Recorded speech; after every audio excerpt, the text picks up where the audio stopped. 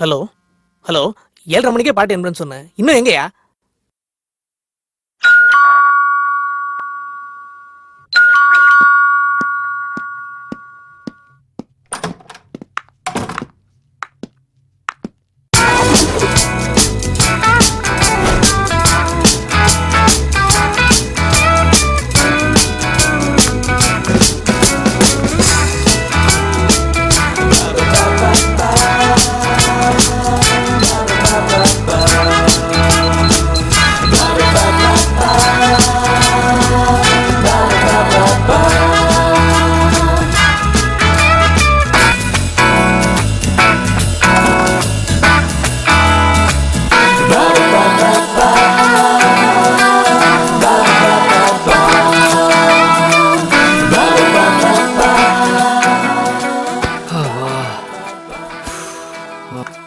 பாய் பாய்.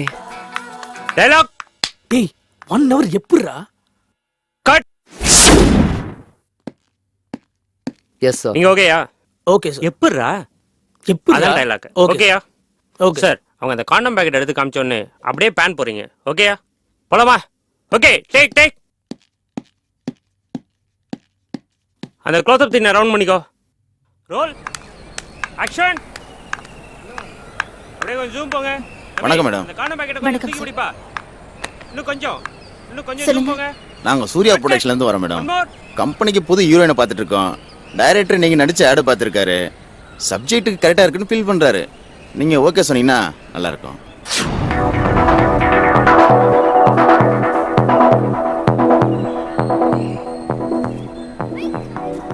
Company அடுத்து படம் பண்ணதுங்க. அந்த படத்தில் நீங்க தான் ஹீரோயின். 2 வருஷம் அக்ரிமெண்ட்டுங்க. டீசெண்டான கம்பெனிங்க.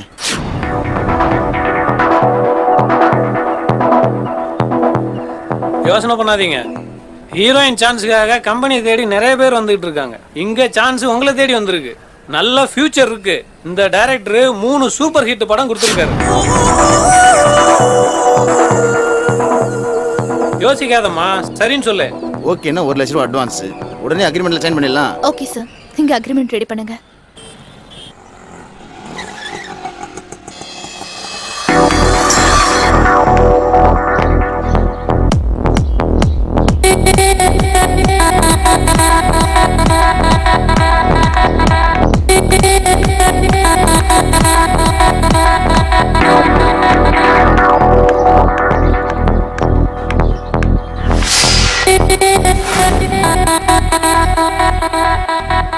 Wow, what a beautiful.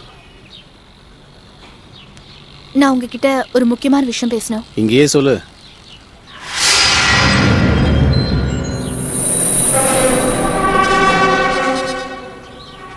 Actually ஒரு படத்துல ஹீரோயினா பண்றதுக்கு எனக்கு சான்ஸ் வந்திருக்கு. 2 years அக்ரிமெண்ட். அதான் உங்ககிட்ட ஐடியா கேட்கலான்னு வந்தேன். என்னால தனியா டிசிஷன் எடுக்க முடியல. பரவாயில்லையே, மேக்கப் போடாம கேமரா இல்லாம பிரமாதமா நடிக்கிற. நானே ஒரு தியேட்டர் ஓனரு. 15 வருஷமா ஃபிலிம் டிஸ்ட்ரிபியூஷன் பண்ணிக்கிட்டு இருக்கேன். சூர்யா ப்ரொடக்ஷனில் 1 லட்ச ரூபா அட்வான்ஸாக செக் வாங்கியிருக்கிறேன். அடுத்த மாதம் ஷூட்டிங் போக போகிறேன். அப்புறம் ஏன் என்கிட்ட வந்து நடிச்சிட்டு இருக்கிற? கிளம்பு. போன்னு சொல்லி ரொம்ப நேரமாகுது. போ. ஒரு நிமிஷம். அந்த நகையை திருப்பி கொடுத்துட்டீங்கன்னா 3 நைட்டுக்கு யூஸ் ஆகும். என்ன வேணு? தேட்டருக்குள்ளே வா. இல்லை முட்டி வலிக்காது? உள்ள பாய் தலாணி கூட இல்லையாப்பா. தொழில் நடக்கிற இடம் பார்த்து நடந்துக்கோங்கப்பா. பாயா, ஏதோ சொல்லணும்னு தோணுச்சு, சொல்லிட்டேன்.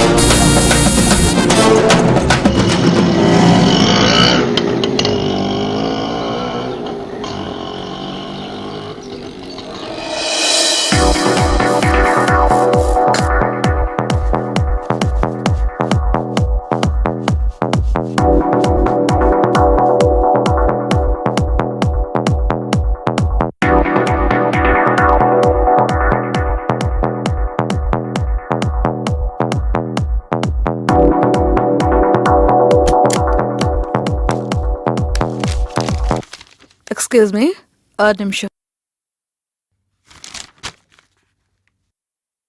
ஃபீல்டுக்கு புதுசா? இல்ல மேடம், நான் 4-5 ஆட் ஃபிலிம்லாம் பண்ணிருக்கேன். ஷூட்டிங் வரும்போது அம்மா அப்பாவை கூட்டிட்டு வரலாமே. அவங்களுக்கு நான் இந்த ஃபீல்டுக்கு வந்தது பிடிக்கல. சித்தி, சித்தப்பா, மாமா, அத்தை இப்படி யாரையாவது கூட்டிட்டு வந்திருக்கலாமே. யாரும் இல்ல மேடம்.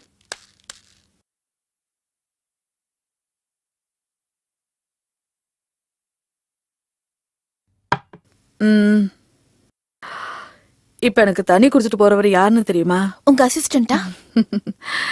என் ஹஸ்பண்ட்.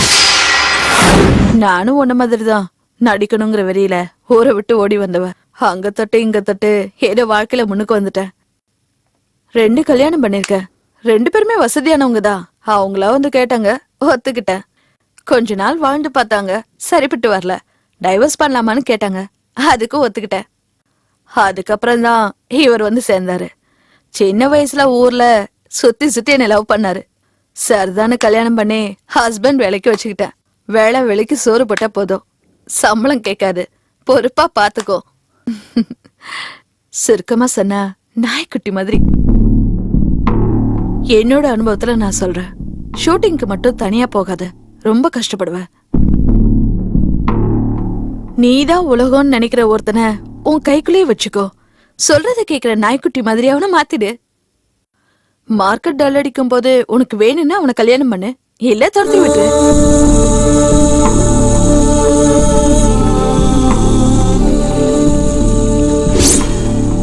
கடை ரொம்ப ஸ்ட்ரிக்ட். உங்களோட என்னால பேச முடியாது. வெளியே வெயிட் பண்ணுங்க. Hello, 1 minute. என் ஃபியூச்சர் பத்தி கவலைப்பட்டதெல்லாம் போதும்.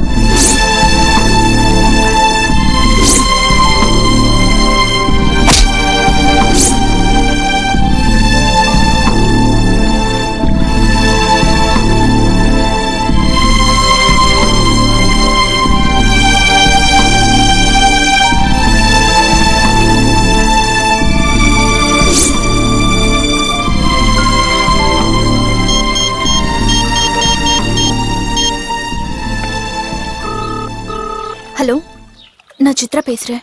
சொல்லுங்க. நான் உங்ககிட்ட கொஞ்சம் தனியா பேசணும். நாளைக்கு மீட் பண்ண முடியுமா? நாளைக்கு மார்னிங் ஊட்டிக்கு போறேனே. இன்னைக்கு ஈவினிங்? சான்ஸே இல்லைங்க. நாளைக்கு ஊட்டியில் ஒரு ரெஜிஸ்ட்ரேஷன் இருக்கு. ஓனர் ஊட்டிக்கு போயிட்டாரு. நான் படத்துக்காக அவர் வீட்டில் தான் வெயிட் பண்ணிட்டு இருக்கிறேன். என்னால வர முடியாதுங்க. நீங்க வரத்துக்கு எவ்வளவு நாள் ஆகும்? தெரியல. நான் வந்து வேணா உங்களை அங்க பாக்கட்டுமா? சரி, வாங்களேன். ஓகே. நீதான் உலகம்னு நினைக்கிற ஒருத்தனை உன் கைக்குள்ளேயே வச்சுக்கோ. சொல்றத கேக்குற நாய்க்குட்டி மாதிரி அவனை மாத்திரு. நாய்க்குட்டி மாட்டிருச்சு. ஹலோ, நான் வீட்டுக்கு வெளியே தான் நிக்கிறேன். கதவு திறந்துதான் இருக்கு, மேல வாங்க. சரி.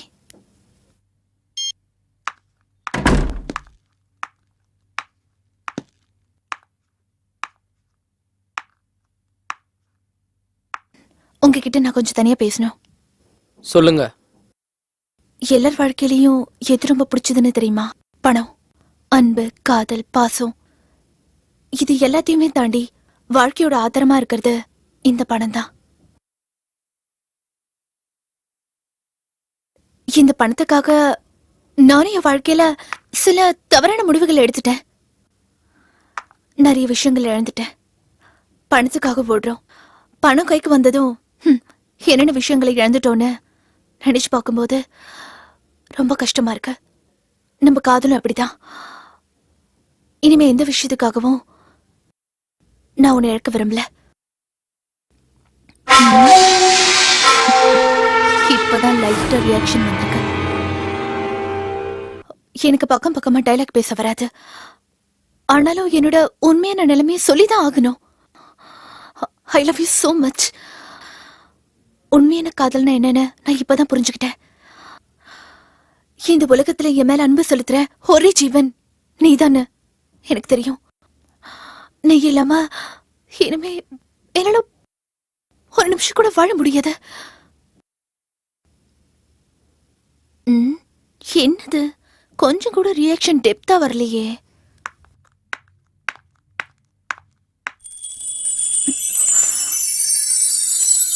ப்ளீஸ் வேணும், என்னை விட்டு போயிடாத. நீ என்னை விட்டு போயிட்டனா நான் உயிரோட வாழறதுல அர்த்தமே இல்ல வேணும்.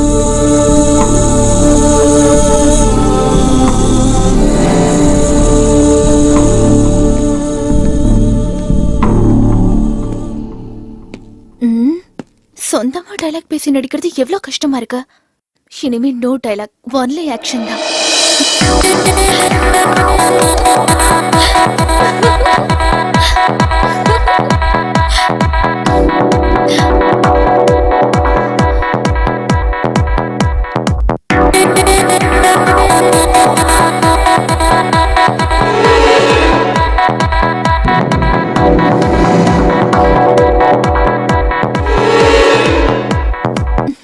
வேணு,